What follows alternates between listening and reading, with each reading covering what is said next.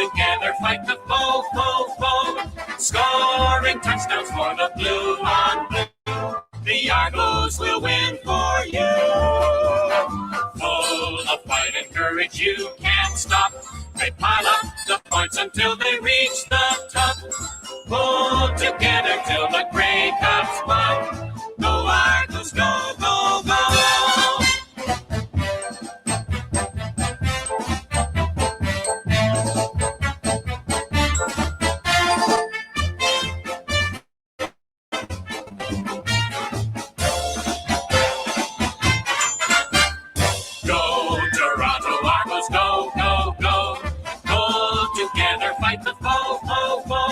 Scoring touchdowns for the blue on blue. The Argos will win for you.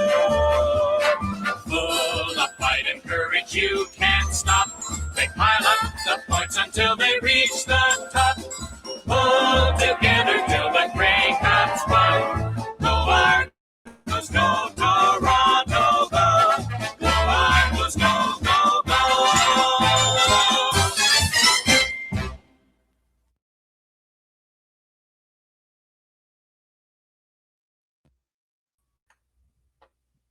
Good evening, everybody. Welcome to Season 5, Episode 8 of the Argo Bounce Podcast Show, a weekly talk show devoted to the CFL's 19-time Grey Cup champion Toronto Argonauts. And I'm excited for our show tonight, Season 5, Episode 8, here on this Monday, July 27th, 2026. I want to say thank you to everyone watching this show on Facebook, LinkedIn, YouTube, Twitch, X, Instagram Live, and on all major audio platforms such as Apple Podcasts, Spotify, iHeartRadio, and wherever podcasts are available. And if you're watching the show right now live stream, if you have comments and questions for Nick and myself, please type them in the comment section as well. And for the first time in a month, Nick, we actually get a Victory Monday for your Toronto Argonauts with their 26-12 win over the BC Lions. Nick, thank you for joining me tonight for Episode 8. We get a Victory Monday, and the best part, the icing on the cake, the Argonauts are finally returning home back to BMO Field. Good for you guys, but bad for me. But you know what? Yes, it is good that they're going back to BMO Field. Plus, they'll be in Guelph a little bit longer, so I should be able to get down to one or two more practices and get some more content as well. But it has been a long time since the Argos have been at BMO Field. I'd say 10 months. Beginning of October was their last home game at BMO Field. Yeah, and I mean, even just to start this season, the whole fact that they've had to practice out of Guelph this whole time and flying, train, busing everywhere they needed to go. We had a little bit of a grace with the Hamilton game, but it's done now. Get to refocus. I guess the unfortunate part about this whole thing is we don't get our home games back to make up for it. We still have to fly out to Winnipeg and Saskatchewan one more time, but at least there's a bit of a rest and they can finally get back to that normal mindset. The hardest part is over now and they've climbed that hill. And the best part is that going into this bye week, they've had this victory over the BC Lions that we talked about how important, how much of a must-win game it was. If they didn't win this game, this was going to be the longest 2-week bye week stretch of their entire lives. So it's nice they're able to build off that momentum now. And Rob Schneider is watching from Buffalo on his YouTube channel. Hello, Chris and Nick. Go Argos. And the Argos did get a win today or on Saturday night, 26-12. We'll talk a little more about the win, but the big news was Chad Kelly leaving the game with a neck injury. Dave Naylor, I guess, on a social media page reported that the x-rays were negative. So I guess he's still going to get some work done on it. So fingers crossed he could be ready for the August 6th game. Nick, I got to ask you this, your opinion. And I know Mike Miller didn't want to comment on it because the league would fine him. But do you find Sankey's hit was a cheap shot on Chad Kelly? I think it was a cheap shot. Like any of you guys who follow me on social media know my perspective of it.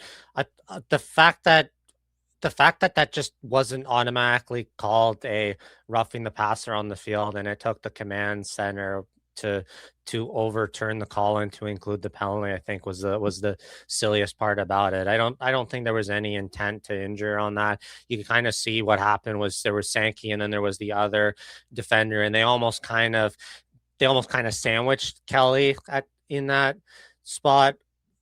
And I mean, it's hard because, especially with quarterbacks, we've seen with the injuries to Bo, the injuries to Nathan Rourke, now the injury to Kelly, how rough it can be when you've got injuries and teams missing their quarterbacks, how much the quality of play can drop from that position. But even earlier in the game, I think it was either on a kick return from Grant or on a catch on the right side of the field earlier in that quarter. There was a late hit there too that didn't get called. It's just they don't seem to want to be calling after the plays. And then if you're coaxy and bat a guy in the head lightly for not getting off your leg, or you're winning McManus in Montreal for the Hamilton game last night, and you give you shove them with your knee, well, you get tossed out of the game for that. It's like the officiating needs to do a better job at not letting things escalate. The reason why you had a fight break out after Kelly got injured is because they didn't immediately throw the rough in the passer flag. That's the kind of stuff that needs to get cleaned up more than anything. But no, I don't think Sankey's hit was dirty. I know some people thought that, but I don't really think so. Robbie is watching on YouTube again. He wants to ask you, Nick. I was going to ask you this, but we'll let Robbie beat me to the question. Who stood out for you in the win, Nick? Which Argo players really stood out for you? I'm gonna flip that around. I want to give you a chance to answer it first. Who are your? We can maybe jump to the 3 stars. Who were your top picks of the night? Well, the kicker, Brady Lidster, 4 for 5. And I know he missed a 48-yarder at the end by inches, but I thought he was solid. First CFL game. And he had four kicks, and 2 of them were 47 and 48 yards. So I thought he did well. I thought the running game wasn't really much of a factor. Chad Kelly, before he got hurt, had a good game.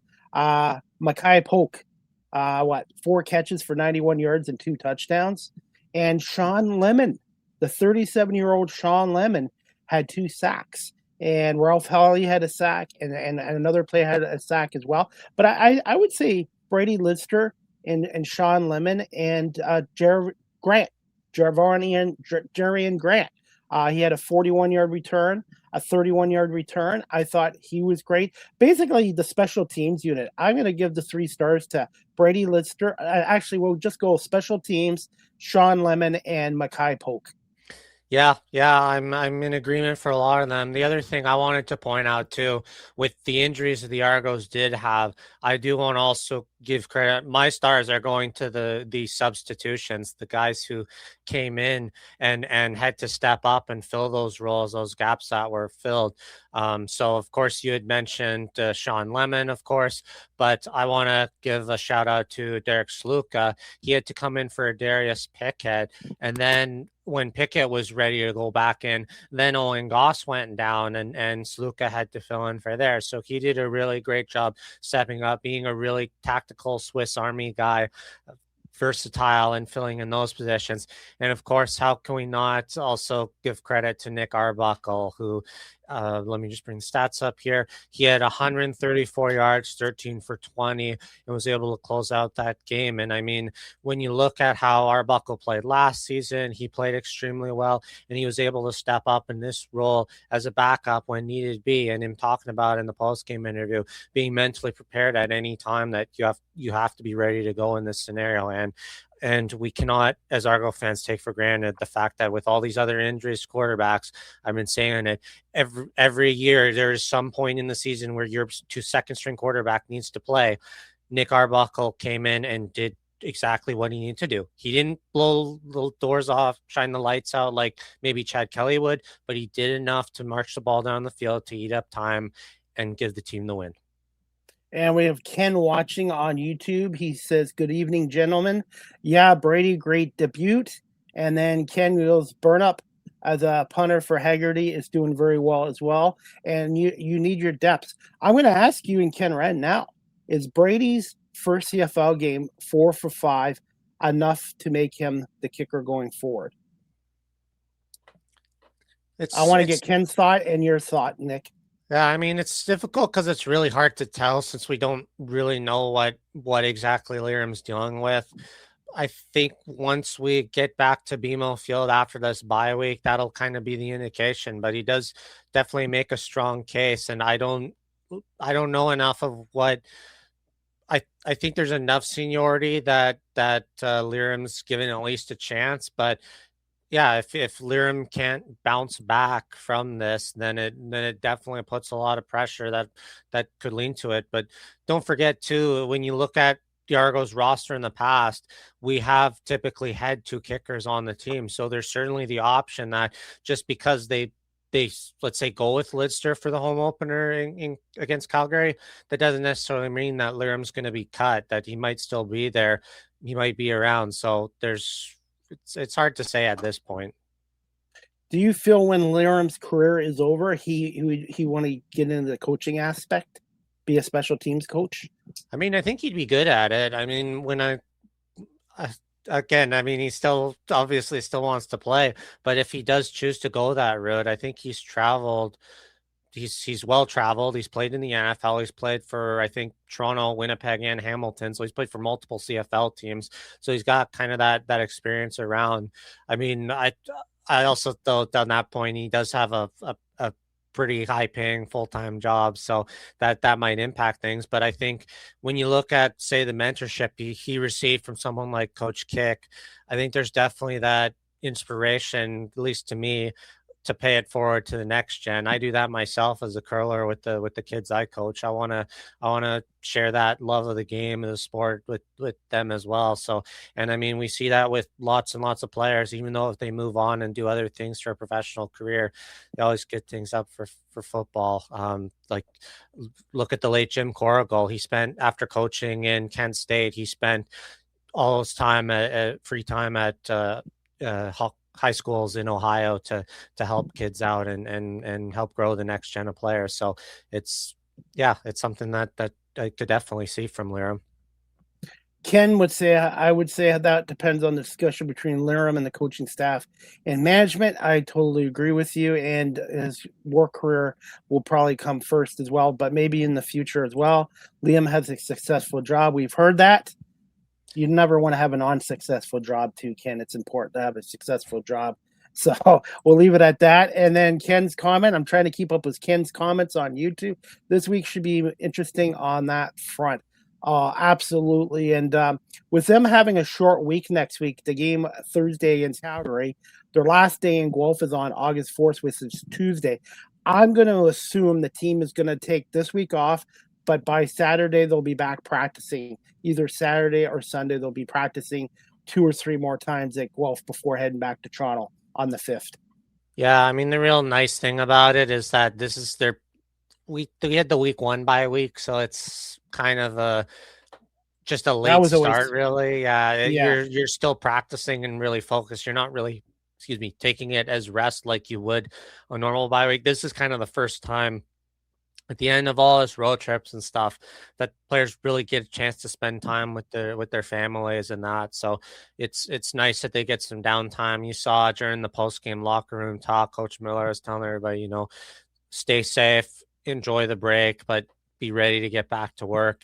So there's definitely that motivation there that they'll be focused and be ready to go, whether or not how many days they spend at Guelph versus how many they move back. And it's nice that you do have this gap where if you're trying to figure out some things with rent or whatever between Guelph and here in Toronto, you can get that settled now too.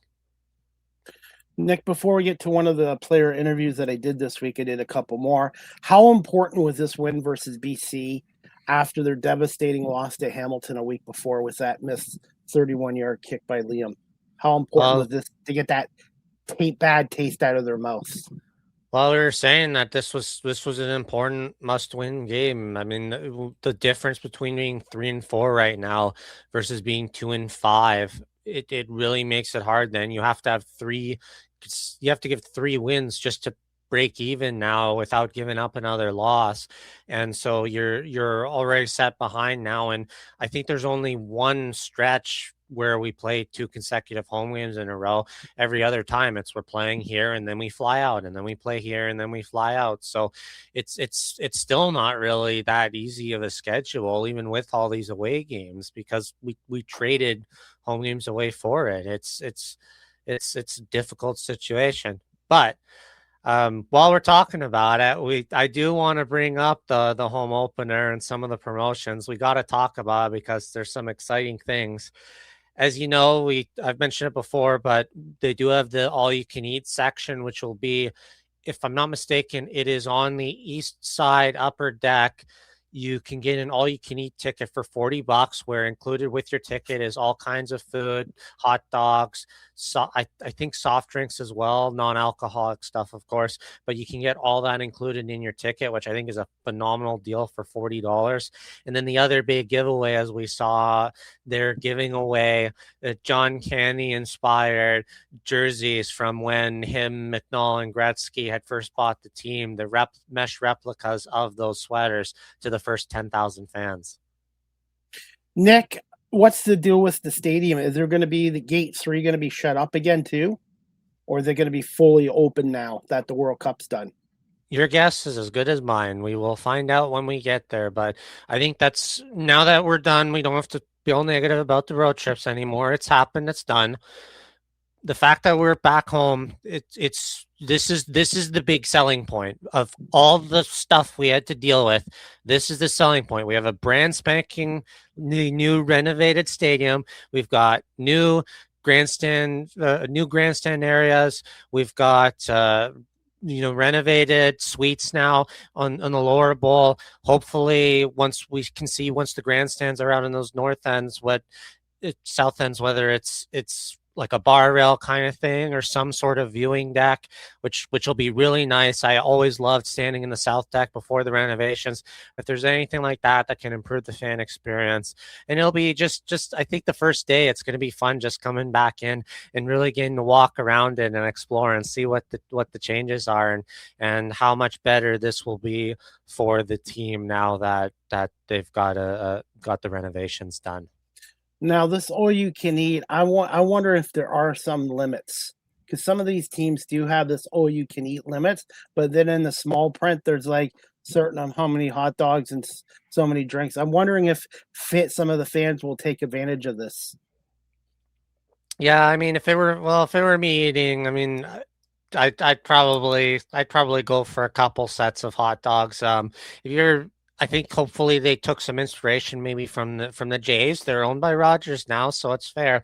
Look at how, if you're smart, your food operations looks at how they operate for something like the Looney Dogs night, how they're able to keep it churning, and how, look, I went to a Looney Dogs night last week and they set up little cartons of 4s so that it's, if you want to buy the max 4 at a time, it's like boom, here you go, boom, here you go. If you keep those particular high demand items ready to go and ready to bang out, it shouldn't be a problem. But that's the logistics network of it. When you're dealing in a big stadium environment, these are things that you prepare and plan for. If you plan it correctly, it'll be fine. If you don't plan for it, that's when it all falls apart. But it sounds like a lot of the confections are designed to be things that are quick to make, quick to sell.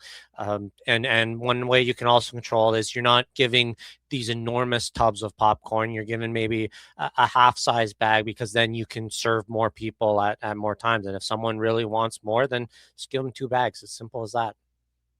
I'm just hoping they don't run out of food, because that's all they need is bad PR. I think they've had 9 months to prepare for this, so fingers crossed that this event goes really well. And then they also are doing $1 hot dog night too at some point this year. Yeah, I can't remember whether it's a year-end game. I think it's a year-end game, and it might be that game. It might be the Frosh game or something near the end of the year. Again, with the trade-offs, we only have, I think, 5 or 6 regular season games now, so we have more stuff crammed in as before. Yeah, in terms of the gates too, supposedly one of the changes is that they're going to make gate 3 a members only gate, which I think will really, if this is the case, which I really hope so, it'll control a lot of the problems where with giveaways specifically. We've seen where season ticket holders get all upset because people cut in lineup. We saw like the Grey Cup ring lineup, how much of a disaster that was with people cutting in line and stuff, and it almost turning to the point where fights were going to break out. With this giveaway, if you have a dedicated season ticket holder entrance, then it, for people who are tailgating and stuff, it lessens the urge of, well, do I pack up early and go in or line up so that I can guarantee getting myself the John Canny jersey or whatever. That now you kind of help eliminate problems if you do that. How fans are going to be able to prove that they're season ticket holders or not, that you have the Argo, you have the Argo app. So I'm hoping there's something there that's easy to bring up that can validate it, but I don't know. The giveaway does, the season ticket member gift does help with that, because they're giving away, I think we talked about last week, a shoulder strap bag pouch that's only for season ticket holders. So that alone is a good little identification thing. A man purse and a keychain, which is different. It's different. It's creative. I mean, I've seen a lot of people wear it. I think more than the fanny pack now, like on the waist. And Ken mentioned too about Gate 3. So, all right. Well, I'm glad we brought that up as well. Now, before we get into more of the Argos, I want to play one of the 2 interviews I had at practice this week. And the first one is a gentleman from Texas, from the Houston, Texas area. He's not a Dallas Cowboys fan, thank God. And he wears number 23. And I personally call him Big Play Benji Franklin, and we're going to play him right now. Defensive back from the Toronto Argonauts, and courtesy of my YouTube channel, Chris Pomay, Live with CDP Talk Show. Subscribe, like, and share it. Here's Benji Franklin, number 23 defensive back from the Argos, speaking to me this week at Argos practice. I'm at the University of Guelph for today's Toronto Argonauts practice, and I have a special guest today, defensive back number 23, Benji Franklin. Benji, just thoughts on practice today here in Guelph. Today we had a great work of practice. Yesterday we had bad weather, but it doesn't matter. We had a great work of practice. It was a good day to come out here, work with the guys, and get better. And we look forward to another practice day. Can you tell our audience a little bit about yourself? One thing about me, I'm from Houston, Texas. Grew up playing ball since I was a little kid.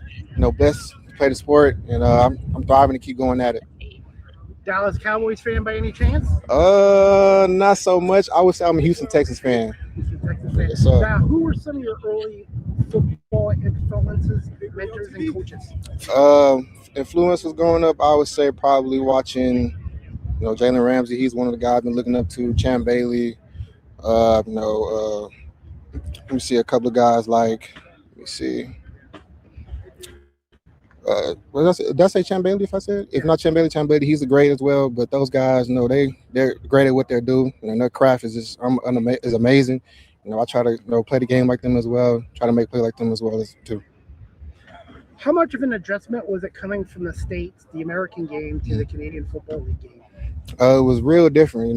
My first year coming in 23, I didn't know too much about it, and just was able. The game was real fast, and the rules was way different than what it was now, but. Playing the game now is real fast now. I was able to adjust and able to make plays, and it's real fun. How would you describe yourself as a defensive back and a teammate on the Toronto Argonauts? I describe myself as relentless.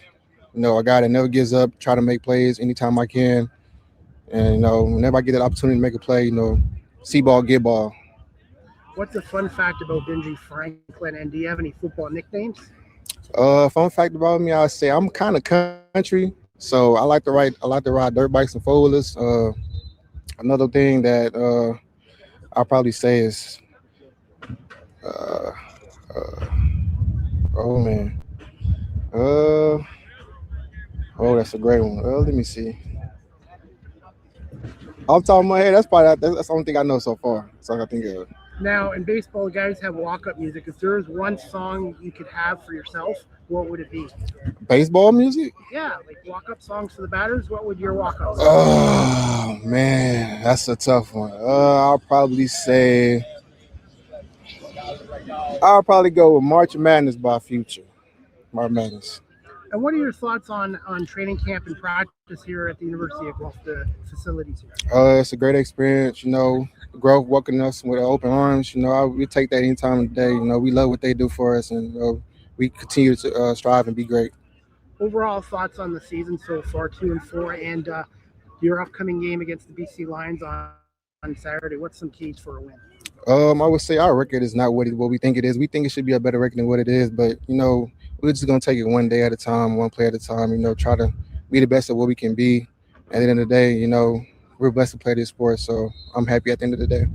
And what do you have to say to the Argo fan base watching this interview?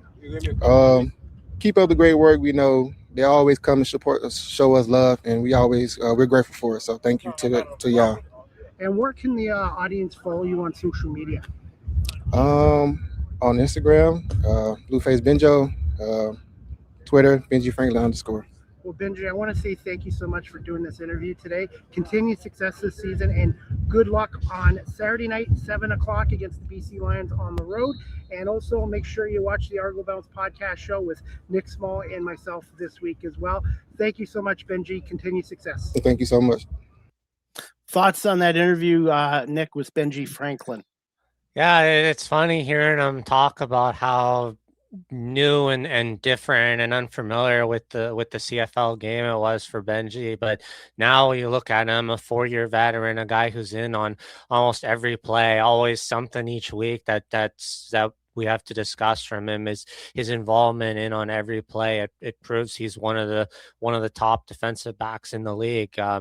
Looking back there on his stats, he had, I think, 3 tackles last week against BC the other day, and then the Hamilton game he had that 1 interception. So it every week he's always involved in every play. So it's always he's an important part of this team, and I think one of the most important defensive backs that the Argonauts have. I call him Big Play Benji Franklin. He reminds me of Darius Slay. Sometimes he'll get burned, but most of the time he makes big plays, and hopefully he'll be able to play against BC on the 6th. Nick, just thoughts. Obviously, Kelly got banged up, Franklin got banged up, but can just tell us about the injury report list as of now? To be honest, with the bye week, we don't really know yet what the full scale of all the injuries everybody had is. The big one, of course, we talked about was with respect to Chad Kelly, and we know that at the very least what he's dealing with isn't serious enough that they think it's going to affect him missing any future games. And I think it was the right move, abundance of caution, especially when you're dealing with head and neck injuries. Keep him rested, but for anybody else, it's kind of unclear right now. It's too early in the week to really see what exactly everybody's dealing with, but in the coming weeks we'll find out, I'm sure. And I did stump Benji a couple times on some questions there, so maybe when I see him in the locker room, he'll may have some questions to stump me as well. He's a really good guy. He's really humble, down to earth, and he does make big plays. He's a big player. Sometimes maybe go ahead. Sorry, I was just going to say it makes sense when you hear his inspiration from guys like Brian Dawkins, and I think of someone like Champ Bailey or even a safety like Troy Polamalu. Those were guys I know I looked up to growing up as a kid when I watched NFL football. They're some of the few names I remember, and as you can see, so does Benji. Their defense wins championships, right? Nick, just quick again thoughts, overall assessment on rookie kicker Brady Lister, Windsor Lancer alumni, 4 for 5 on kicks, and I'm not sure what's going to happen with him going forward, but I think this gentleman deserves another opportunity to kick for the Argos this year, whether it's against Calgary or some other point in the year. I think he had a tremendous career in the OUA with the Windsor Lancers too, so this kid knows how to kick the football.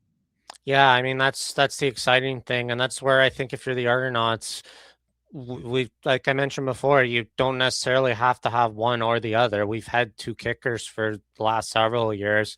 It was Gachuz Lozada and Toshi Sato the last couple of years, and I think as I mentioned in the last episode, we've had stretches where we just have not had anybody to kick the ball, and we've looked horrible, embarrassing because of it. And now that they're doing things different this year, they're making sure no matter what happens, whether I hope Liram finds his game back, but if not, you have Lidster proves he's decent, capable, competent at kicking.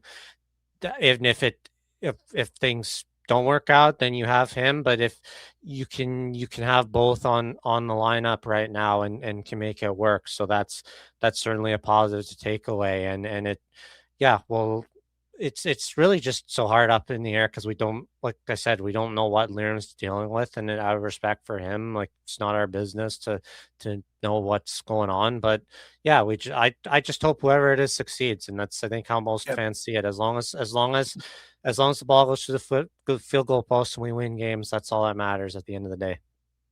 Now, I haven't heard much about John Huffnagel, but Jim Barker has had him back on this roster, especially bringing back a guy that he originally brought to Toronto in the first place. And I want your thoughts on, were you surprised by the play of new Argo Sean Lemon and getting 2 sacks in this game? Yeah, I mean, there was definitely a lot of pressure from the defensive line in general, which is something that we hadn't really seen to this degree in any of the games to this point. Even the other game where they beat Saskatchewan, it didn't really look quite like this. I guess my concern though is it reflection on how good guys like Sean Lemon, Dwayne Hendricks coming back in? Are they more motivated? Are they fired up? Or was it a case where, kind of like the Hamilton game last week, you saw Josh Donovan, right tackle for the BC Lions, go down in the second offensive drive early, and it was Sean Lemon who pushed him in and kind of, I don't know, leg buckled or something, and he had to get carted off. That makes me wonder kind of what is it also maybe a fact that BC's O-line is just not very good. I think going into this week against Calgary, it's going to be a real challenge because Vernon Adams is one of these guys, kind of like Davis Alexander or to a lesser extent Trey Ford, a guy who can throw from the pocket, but also under pressure can run around and make plays regardless. So that's where I think is going to be the bigger test for him. I don't know if you agree, but Oh, by the way, Calgary is in Hamilton on Saturday night at 7:00. Hamilton's 3-4, Calgary's 3-4. So both those teams are going to be desperate for a win. And then the Stampeders have to play in Toronto 5 days later. So the Argonauts are going to be well rested and should be prepared for a Calgary team that's going to be playing 2 games in 5 days. yeah, I mean rest versus rust, right? We've seen that in the playoffs where it's hasn't always worked out sometimes. So, but you hope with the extra week of film, and I mean, I think Hamilton has had a good defense. Like I think you'd agree last night they were the ones that kept them in the game again. So The offense let them down. Trey Ford's so turnovers and the offense let them down. so if they can put up a similar defensive performance against Calgary too, it can maybe give some signs of things that maybe Calgary is not so good at, how they can generate pressure on VA to make throws. I mean, to this point, he's the only quarterback now with Davis Alexander throwing an interception. He's the only quarterback starting QB that hasn't thrown an interception yet this year. But he's typically, I know the last time they played in Calgary, it wasn't the case, but typically he has had some of his worst games against Toronto. So whether or not it's a coaching strategy thing, hopefully they can find something that Hamilton takes advantage of when they play this week. It will be interesting, Nick. And I'm going to play my second and final interview with an Argos player this week from Argos practice. Ethan John, who's also a former Windsor Lancer alumni. So the Toronto Argonauts and these Windsor Lancer alumni, and Ethan John, who is from the great state of Michigan, was kind enough to give me a couple minutes of time. We're going to play this interview right now with number 24 defensive back Ethan John of the Toronto Argonauts at practice last week at the University of Guelph. We're live at Toronto Argonauts practice at Alumni Stadium at the University of Guelph. And I have one of the Toronto Argonaut players, Ethan John, here. Ethan, just thoughts on today's practice here in Guelph. It was good. Guys are flying around, having fun. I'm excited for the week at coming up against BC, so I'm excited. Coming from Minnesota, how much of an adjustment was it coming from the U.S. football to the Canadian college football at Windsor and then with the Argonauts? The jump from the States to Canada playing at University of Windsor was a lot different. I played corner in the States, and I played halfback at the University of Windsor, the Waggle. The size of the field being like a field half, It was definitely different. You had to really learn and adjust to the waggles and kind of how you move. But I mean, at the end of the day, football is football, but there's definitely, definitely gets used to that waggle and just kind of the speed with the run-ups and everything like that. Thoughts on your time with the Windsor Lancers? I loved it. There's really, I would say, I don't know how many programs, especially all the ones I was at in the States. I loved them all, but Windsor, I mean, it was different. Coach J.P. Cercelli and Coach Pat Donovan, obviously the rest of the staff, they care about you. It's family. Coach Pat, as my defensive coordinator, I learned a lot, but I think I feel like you grew a lot even more as a person than you did a player. So, I really enjoyed my time at Windsor. Who were some of your early football influences and mentors in the state of Minnesota? Oh man, growing up, I watched a little bit of everybody, but my dad's probably, I mean, he's a football guy, not necessarily a DB, but I probably him going out late at night, running some plays and just tackling like a little sandbag, stuff like that. That's probably my biggest mentor. Thoughts on being drafted by the CFL's Toronto Argonauts?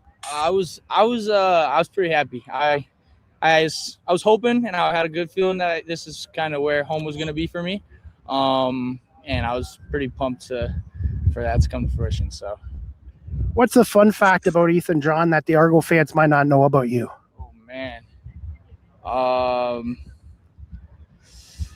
it's tough. I don't know. I like fishing, but I have 3 degrees. I have 2 associate's degrees and a criminology bachelor's from Windsor, so I don't mind school too much, but I'd say, either fishing or that I would love to do a law enforcement career when I decide to hang them up one day. I actually went to school for law and security, and I was in security for 24 years until I switched into media. I wanted to ask you this as well, Ethan John. Just thoughts on the Argo season so far, and just thoughts on the game against BC this Saturday night on the road. I mean, we definitely had ups and downs. Obviously, sitting at 2-4 is not where we want to be. We know we could be better, but let's just finishing up, cleaning up the details. We'll be all right. Play the brand of football we do, and then the key for us is just coming out, be physical. BC's got a great team, great program. They got a great team, and I think it'll be a pretty fun game, physical, and we just got to play our brand of football, and we'll be all right. If you could be like a baseball player and have a walk-up song, what would it be for you? Oh man, that's a good question. I'm bad with songs. I'm a big guy of faith. How important faith has been in your football career? That it's been huge for me. I've definitely had ups and downs. Out in California, it was definitely a low point in my career. But my faith in my Savior, Jesus Christ, has been huge in me, and it allows me to not to say cope, but know that it's bigger than football. It's bigger than just what I'm doing out here. That I'm doing this for a purpose, and everything I do is to give Him glory. So I'd say it's probably one of the biggest things of not just my football career, but my life. So. And what would you have to say to the Toronto Argonaut fan base? Oh man, I'm pumped to be here. I'm pumped to get back to BMO and see all you guys. I appreciate all you guys' support and coming out to the games. And like I said, I'm looking forward to meeting a lot of y'all and seeing y'all at the games at BMO. And where can people find you on social media, Ethan? I'm on Twitter, ejohn_Andrew, and then Instagram, EthanJohn024, I think. So those are the 2 for me. And last question for you. What do you miss about home the most in Minnesota, the state of Minnesota? I say the summer activities, but the biggest thing for me is just being around my family, my little brother. I miss a lot of time him growing up, moving around school last few years. So I'd say family is the biggest thing for me, just being around my family. So. Well, Ethan, I want to say thank you so much for this interview. Continued success in the 2026 year with the Toronto Argonauts. And this will air on the Argo Bounce podcast show with Nick Small and myself, a weekly show devoted to the Toronto Argonauts. Ethan, thank you so much. Ethan John, number 24 for the Toronto Argonauts. Good luck against BC Saturday. Thank you. I appreciate it. Well, Nick, thoughts on the interview with Ethan? Yeah, I mean, well-traveled individual, a lot of cross-border travel. it's a very unique path too, because he's gone to maybe more than some other players, had a lot of experience with the Canadian style of game and the American style of game, and then of course to play for the University of Windsor and to be drafted and to take a spot as a Canadian player is certainly a huge advantage. I just was spending some time just double checking through his playing record so far, because I know he played a decent amount during the Winnipeg game and played a little bit of special teams on the Hamilton game, and I'm sure he was dressed in special teams in the BC game, although he didn't have any stats on the board for this game.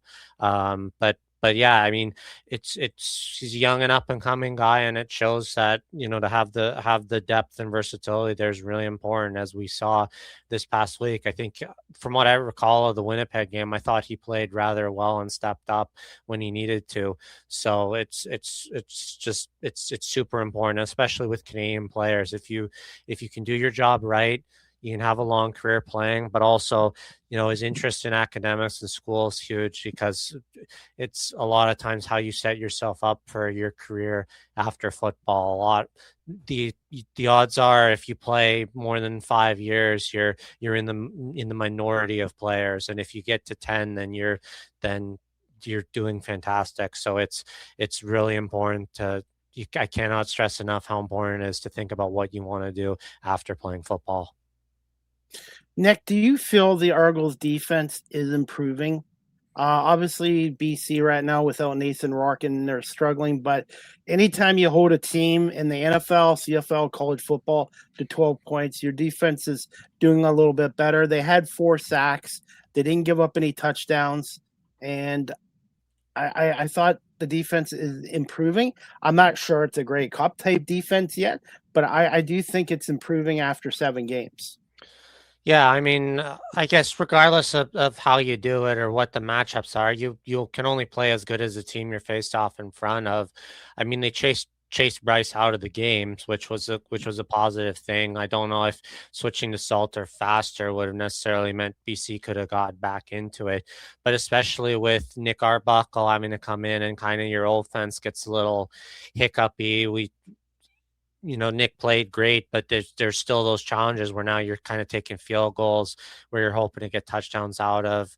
The fact that the defense was able to hold BC to just 4 field goals and really lay control there was a good sign. And I hope that with the defensive line play, especially the pressure they were able to get this week, I hope that's a sign of stuff to come when they play at home against Calgary in 2 weeks. They can kind of build off this momentum. I think the secondary's been a lot better. They haven't really led as many long balls through as they have in the past, and their linebacking course, I think, okay. They're doing a lot better than they did earlier in the year, where there were a couple of those 5-yard catch and runs that they just nobody was close enough to, and they were able to break free. They're getting better, tighter coverage, and they're not taking as many bad penalties. So if you can build all those positive things together, I hope that they can. They gave up 56 to Calgary last time they played. So 58. I think it was 58. Yeah. So I mean, we know the Argos, if Kelly's 100%, we know they can put up 30 to 40 offensively. So that's where they need to hold them. I think the bar is at least to 30 points, half of what they gave up last time. Overall thoughts on Nick Arbuckle coming in, obviously 13 for 20. I think he had 134 yards, but how important is it to have that experienced veteran quarterback in case your starter goes down? Yeah, it was huge. And I mean, he inherited a lead, which is always a positive thing.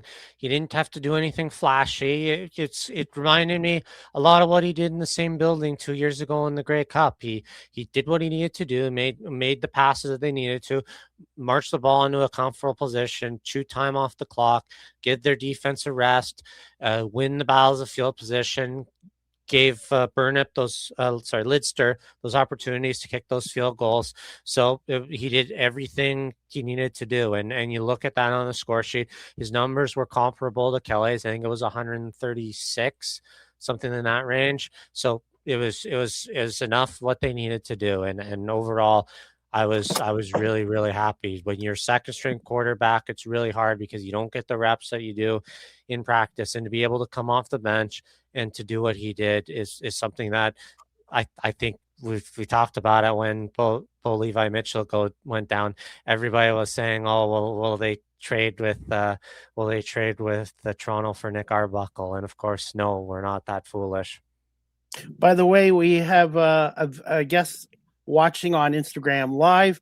Ralph Hawley, number 99 of the Argonauts, was watching our show for a little bit on Instagram Live. And join us, Ralph. And Ralph is a good guy. I think he has a future in broadcasting when his career is done.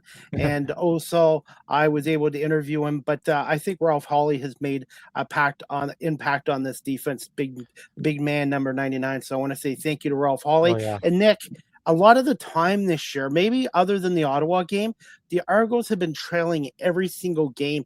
And I think it was important, like the Hamilton game, they were up 7-0, and then they fell behind 21-7. This game, they took a 7-0 lead, and they continued to add to the lead. Obviously, more touchdowns would have been nice, but it was nice not having to chase the other team, because when you're you know this, Nick, when you're trailing in a game by 7 points, 10 points, 15 points, you have to play almost perfect football the rest of the game to win. Any miscues, you're going to lose. And it was really important for the Argos to take the lead and control the game. This is the first time this year I felt that they took control of the game right from the bat to start. Yeah, and I mean you can see that on the score sheet too. 17 of the 26 points were there in the first half, and before Kelly got injured halfway through the second, that there were already 2 touchdowns on the board from him. So yeah, this is like you said, it's the first time all year where we've really been able to build off of a lead. We saw kind of back and forth things going on. That's one thing I thought Hamilton did really well against Toronto. They really kept the ball out of Chad Kelly's hands, and I think was really beneficial in this game was that the Argonauts were able to respond with more kind of medium level passes, just get some easy first downs and march their way down the field. So as much as you want to go for that home run bomb play every time, it's statistically a really low thing to achieve, even with a guy like Chad. So if you're able to just chip away and get it closer and make it easier on yourself, you're also making it easier on your defense, because they got more time to rest, but they've also got more time to mentally focus. Okay, this is what we're going to do this time against whoever the offense is, in this case Vernon Adams. That's, I think, going to be a key, because we know from last time that and from last week against Winnipeg that Calgary can put up 50 points, no problem. So they have to be able to find ways of slowing that down. And one way to slow them down is to keep them off the field. The one only negative thing was in the end of the first half, and I understand what he was trying to do. He's one of my favorite players, one of the good guys on the Argos. I call him the Wes Walker, Julian Edelman of the CFL, David Unger. The only thing I would say at the end of the first half, he should have got down sooner, because they could have got another 3 points there. So I imagine they're going to talk to the guys during the year like, hey, when there's not much time left, you get that reception, get down right away, because fortunately it did not hurt the Argos at the end of the game. But when you have a chance to get between 3 and 7 points at halftime, in this case 3 points, that could have been an impact too. So I'm sure David Unger and Mike Miller probably talked about that. But also I want to talk about 2 other receivers on the opening drive. DeMonte Coxie was outstanding. He is one of the best receivers in football in the CFL. And then Mackay Polk too. I really truly believe the Argos have the best receiving core 1 to 5 in the CFL. No disrespect to Hamilton or Calgary or some of the other teams, but I feel the Argos have the best receiving cores in the CFL, in my opinion. Yeah, well, I mean, don't forget, this isn't the first time we've seen the Argos kind of close. I think it was the Saskatchewan game, wasn't it, where they scored a touchdown right before half. We saw that the Labor Day game. We saw that in the playoffs there against Montreal in 2024. So They have in the past cut it close by the skin of their teeth, and this is one of the first times we've seen where they unfortunately cut a little too close. And I mean, I think they're going to take it as a group learning lesson. I think the play before, my dad was screaming at the TV that Hicks should have went out of bounds on the play before, and then the other option was if you don't get out of bounds. This was maybe one of those scenarios. I know you only get 2 timeouts per game, but this is one of the things where if you're Mike Miller, a head coaching lesson learned, maybe you should consider taking that timeout there with 13 seconds left, because 13 with the moving clock, even if you're well on the ball, it got snapped at 8, which wasn't enough time. And yeah, but there's also blame on Unger too. He needed to go down too. So that's all learning lessons that you're going to have to try to build off of. And we've seen that a couple of times with the team this year. There's been some mistakes that I think is just from being kind of a new coaching staff team. It's some growing pains. Absolutely. And Nick, just quick thoughts on their upcoming opponents. Calgary and Vernon Adams Jr. Obviously, the Stamps are coming off a win. They're now 3-4, and they've got to they got to come to the East Coast for a week. Saturday night against Hamilton, and then Thursday against Toronto. I cannot see the Stampeders going back out west and then coming back to Toronto for Thursday night. I'm assuming they're going to stay in Ontario for that week. But who knows? I don't know. We didn't think they would stay out west the Argos would stay out west for the road trip. It didn't. So it's comfort and familiarity when you have a chartered flight with all your stuff. I mean, it's always easier when you can sleep in your own bed and prepare from your own facilities. I kind of look at how Calgary's played their brand of football, and we saw it in our game and we saw it in the Winnipeg game. They score a lot of points, but they also give up a lot of points. They rely a lot on their defensive line to provide pressure, but when they're not able to, it leaves them vulnerable in the secondary. So that's I think what the Argos are gonna have to look at offensively. And then in terms of Calgary's offense, he's big play VA for a reason, and they're gonna have to be better on the D line to create pressure on Adams, and they're going to have to find ways to just keep him off the field. I think if you look at kind of like how Toronto played the Montreal game, I think they need to really keep Vernon Adams off the field. I think if they can do that and have these more sustained drives, it plays better. It's really never felt to me, other than maybe this BC game, it never really felt to me at halftime that we really led in the possession battle and we were trailing in a really deep hole. I think if we can, even if it's not reflective on the scoreboard and it's maybe within a 1 possession or like a 10-point game at worst, if they can at least lead the possession time, I think that's going to chip them out. We get another comment here, and this is Ken. Ken is watching on YouTube. Thanks, Ken. Calgary has 2 very talented running backs in Mills and McAllister, and that's going to be a challenge for this Argos defense, but at least the Argos will have some time off to heal up, and this is going to be a high scoring game, guys. Ken and Nick, Calgary, Toronto, I think whoever has the ball last is going to win this game. I think it's going to be 70 plus points in this game. See, that's the thing. Like this has been the weird thing with the running game all season. The Argos have been, like, without question, hands down, the best run stopping team in the entire league. And it's like, I don't even worry about run defense right now, because you look at our own running game, we've been able to put up 5 yards or greater in most games with our running, but we're still only attempting probably less than 10 a game in most. That's not good enough, in my opinion.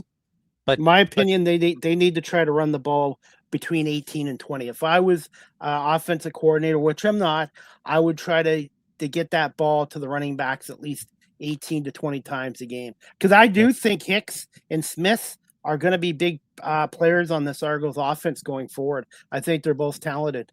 Yeah, well, Calgary only managed to total 100 against us last time we played them, and what killed us was the fact that we let Vernon Adams throw for almost 400 passing yards. Yards. You look at Montreal when we lost 37-30 here, and it wasn't the fact that we let them run for 51 rushing yards. We let Davis Alexander throw 441 passing yards. That's the problem. We're giving up way too many passing yards, and we have curbed that down. But I mean, again, with a second string quarterback in BC, where the last 2 weeks we've been burned by second string quarterbacks in Hamilton and Winnipeg, it's kind of a moot point, right? Yeah, absolutely. But I do think that's going to be a high scoring game. And Nick, as we wrap up this show, we've got CFL Week 9 coming up. We got BC and Winnipeg, Montreal against 0-6 Ottawa. I think Ottawa's going to get their first win at some point. Calgary and Hamilton on Saturday night. And then the Sunday night football game. This is the game of the week, in my opinion. Saskatchewan at Edmonton, the rematch. Do we want to jump into the picks? Do you want to give your picks first this time? Because I went first last week. I'm going with Winnipeg over BC. I think BC is one of the worst. BC's got a lot of injuries. Nathan Rourke. I think Winnipeg's going to bounce back with a win at home. Montreal at Ottawa. I think Montreal is going to beat Ottawa. Unfortunately, Ottawa is going to be winless for a while. I do think they're going to win a game at some point, but I don't think they're going to beat the Montreal Alouettes. And then Calgary and Hamilton. Calgary's got the better offense, but Hamilton has got the better defense. I'm going to go with the Hamilton Tiger Cats in an upset over the Stampeders. It really isn't an upset when both teams are 3-4, but I do think Hamilton at home with their defense and Trey Ford, I think they're going to make enough plays to beat the Stampeders. And then Sunday Night Football, I see Corey Mace and the Saskatchewan Roughriders getting some revenge and taking care of the Elks at Edmonton at Commonwealth Stadium. So I've got Winnipeg, Montreal, Hamilton, and Saskatchewan winning this week. Yeah, it's a very interesting scenario there. I guess we don't know for certain whether it's Drew Brown or Caleros, but I'm expecting it's going to be Drew Brown for Winnipeg. Yeah, I mean, Winnipeg hasn't always looked good on paper, but I think I'll take Winnipeg over BC right now. I just don't trust them without Nathan Rourke. I'm going to actually take Ottawa at home against Montreal. Earlier when they played, I had said if when Ottawa was in Montreal, I said I would have taken Ottawa, and they just barely lost that game. So I'm going to take Ottawa at home. I'm going to take Calgary on the road against Hamilton. I just don't trust Trey Ford right now. And I'm going to, despite all the mess that's been going on at Commonwealth Stadium, I don't know if you saw the typhoon and the Post Malone concert, but with the storm that came in, hundreds of chairs were damaged. The flagpoles were all ripped off. It was that bad a storm. I'm going to say Edmonton's going to lay a storm of their own again against Saskatchewan and win that. So I've got Winnipeg, Ottawa, Calgary, Edmonton.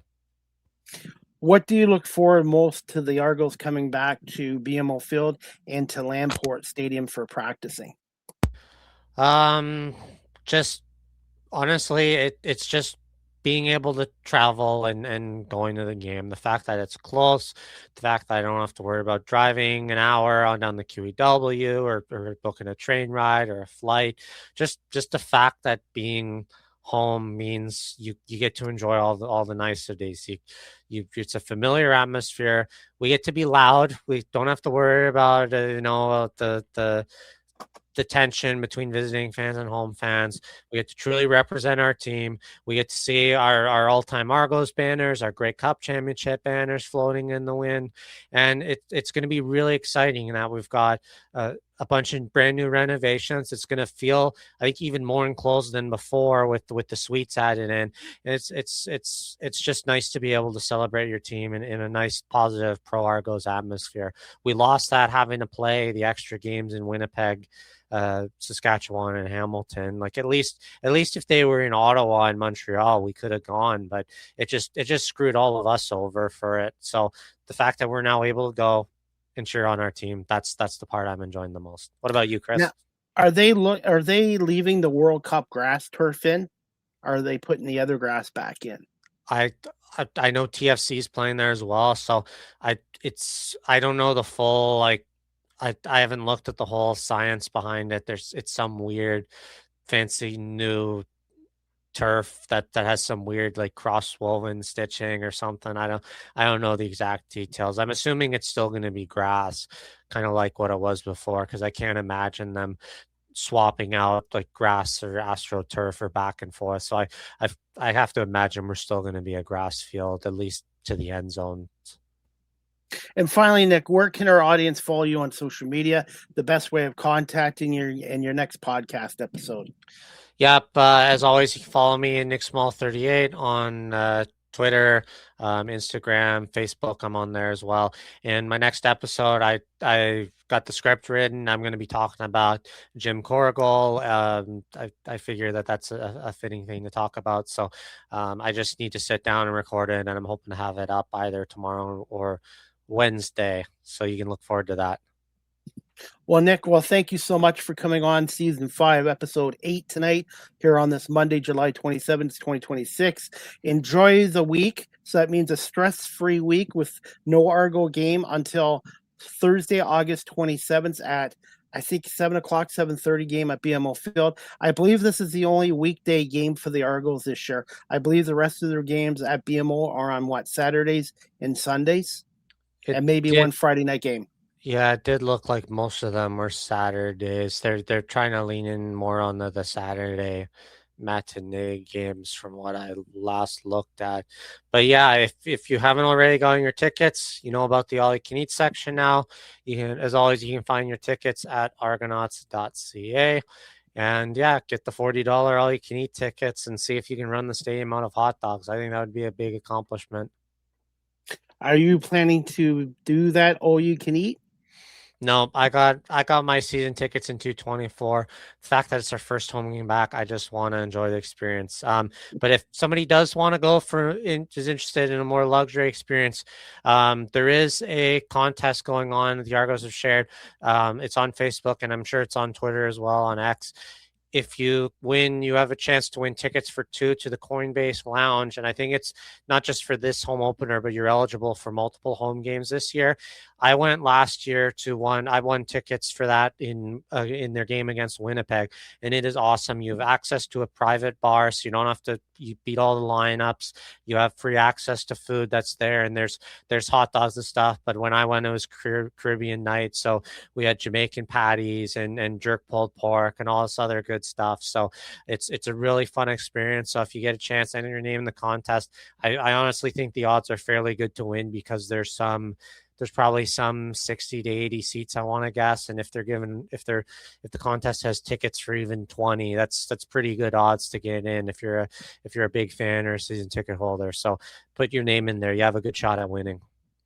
Well, Nick, I want to say thank you so much for coming on again for episode 8. Enjoy your bye week and enjoy all the week 9 CFL games without any stress. And we'll see you back here next week, probably after the Argo Stampeders game. So everybody, we're going to give you maybe 10 days off, 10 days off. And after the Argo Stampeders game, hopefully within a couple of days, we'll do episode 9, and hopefully we'll be able to talk about another Argos win and for them being back in Toronto at BMO Field. And again, there is no Argo practices this week at the University of Guelph, with the team having a bye week, and the Argos' last day of practice here in Guelph will be Tuesday, August 4th, and they will head back to Toronto on Wednesday, August 5th. And they should be by Lamport Stadium, I'm guessing by August 8th or 9th, the following Monday or Tuesday in my prediction. But Nick, thank you so much for coming on, and enjoy your week off. And we'll see you back here. We'll see you at the Argo Stampeders game at BMO Field. And hopefully maybe we'll see you one more time in Guelph. If not, we'll see you in Toronto on August 6th. Yep. Thanks, Chris. Thanks everybody for tuning in, chatting with us. Enjoy the bye week. We'll see you on Thursday at our home opener. And as always, go Argos. Go Argos. All right, everybody. Thank you so much for watching season 5, episode 8 here on this Monday, July 27th, 2026. And the Argo Bells podcast show is live streamed on Facebook, LinkedIn, YouTube, Twitch, X, Instagram, and the Argo Bells podcast show is on audio platforms such as Apple Podcasts, Spotify, iHeartRadio, Amazon Music, Good Pods, and wherever podcasts are available. And finally, as we wrap up the show, guys, the next the next Small Talk podcast. I have another show too, by the way. I have 3 talk shows in total. And basically here, I'm going to reword it. The next Small Talk podcast is going to be Tuesday, July 28th at 8 p.m. with special guest Jessica Vaunters, a reflexologist from Saskatchewan, entrepreneur, founder of Light of Souls, and special guest co-host Sherry Haneke, a stand-up comedian out of Michigan. Sherry Haneke was kind enough to be my guest co-host for tomorrow night's show, and Jessica Vaunters, a reflexologist from Saskatchewan, will be on. Tomorrow night, Tuesday, July 28th at 8 p.m. Eastern. So please check out the Small Talk podcast, which is a once-a-month entertainment talk show co-hosted by yours truly, Chris Pomay. And the next Argo Bounce podcast show with Nick Small and myself will probably be a day or two after the Argos home opener against Calgary. So Nick and me are going to kind of take a week off, and we'll be hopefully doing another Argo Bounce podcast show, episode 9, and hopefully talking about another Argos win as well. Want to say thank you to Ken and Robbie and Ken for watching our show. Thank you to everyone watching our show on our live stream platforms and on the audio platforms as well. I hope everybody has a great rest of the evening and enjoy the CFL Week 9 games this week. And we'll see if me and Nick who gets more games right as well. I'm really looking forward to the Sunday night game with Saskatchewan Edmonton rematch of Edmonton winning 36-34 in Saskatchewan last weekend against the Grey Cup champions in Saskatchewan. So that game, I'm really looking forward to Sunday night at 7 o'clock, Saskatchewan and Edmonton as well. And that is about it, guys. Again, thank you to Nick Small, my co-host. Thank you, everyone, for watching and listening to the Argo Bounce podcast show. Again, co-hosted by Chris Pomay and Nick Small. As always, go Argos and have a great week, everybody. And we'll see you back here next week with me and Nick talking Toronto Argonauts football.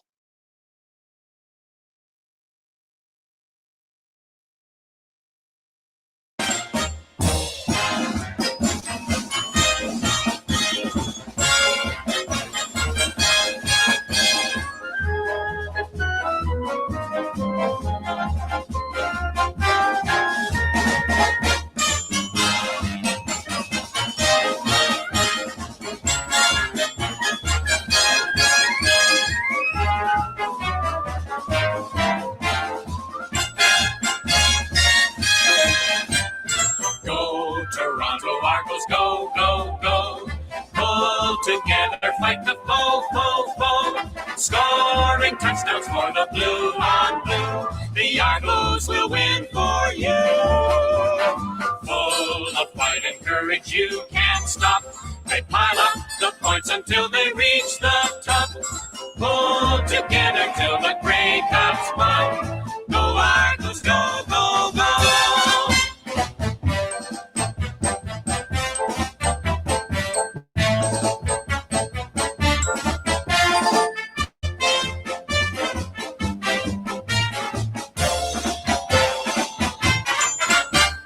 Go, Toronto Argos, go, go, go. Pull together, fight the foe, foe, foe. Scoring touchdowns for the blue on blue. The Argos will win for you. Full of fight and courage, you can't stop. They pile up the points until they reach the